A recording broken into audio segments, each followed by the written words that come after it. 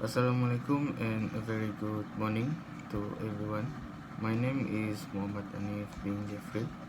I'm from DLS 2B and today I'm going to present about Hyperloop transportation, which is the fastest way transportation in the future.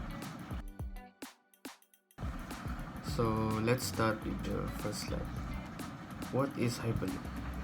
Hyperloop is a fifth mode transportation. It's a proposed method of passenger and freight transportation, first used to describe an open source train design released by a joint team from Tesla and SpaceX. Hyperloop is described as a sealed tube or system tube with low air pressure through which a pod may travel substantially free of air resistance or friction. The Hyperloop could potentially convey people or objects at airline or hypersonic speeds while being energy efficient compared with existing high-speed all-rail system.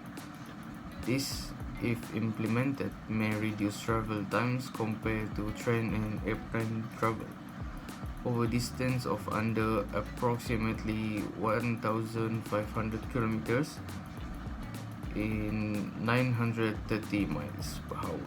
So, what makes the Hyperloop system different with other transportation systems? There are two big differences between Hyperloop and traditional rail.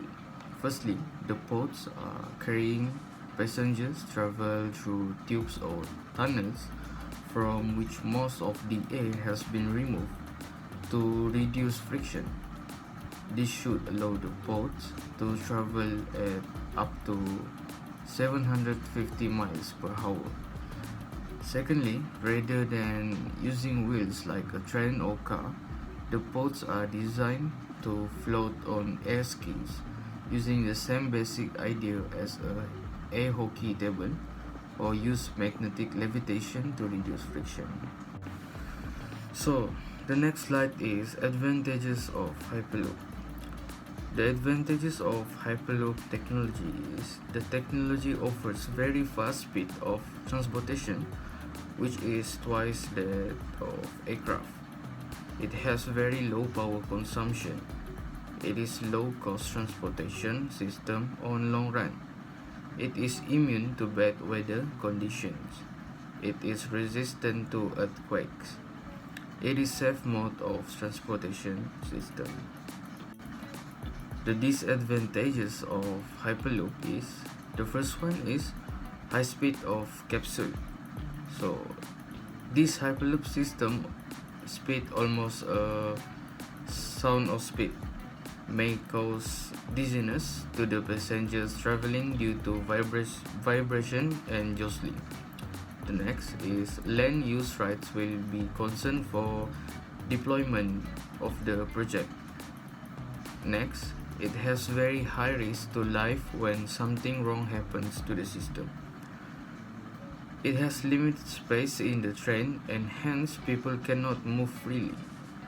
The installation requires cutting of large numbers of trees. This leads to environment loss. Now for the Hyperloop cost of build. For the LA to San Francisco Hyperloop that Elon Musk invested, he came up with a price tag of under 6 billion.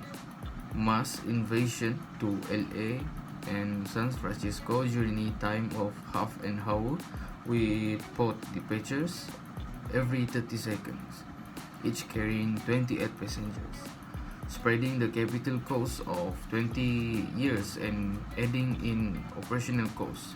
Musk came up with the figure of $20 plus operating costs for a one-way ticket on the passenger Hyperloop. So, this is the Hyperloop companies that involved, which is the first one is Virgin Hyperloop, the second one is Hyperloop Transportation Technology, Transport, Arrivo, Tesla, SpaceX, and the last one is Zellros.